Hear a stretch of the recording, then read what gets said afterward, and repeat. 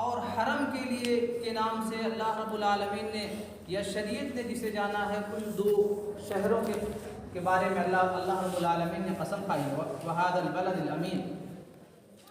फिर उसके बाद बेअइनी दुनिया में कितनी मखलूक अल्लाह रब्बुल आलमीन ने पैदा किया है,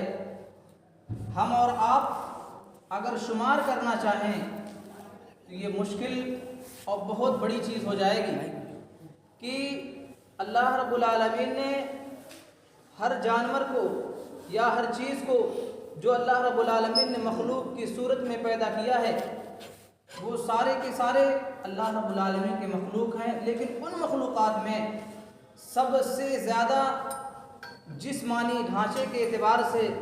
साख्त के एतबार से सबसे ज़्यादा उम्दा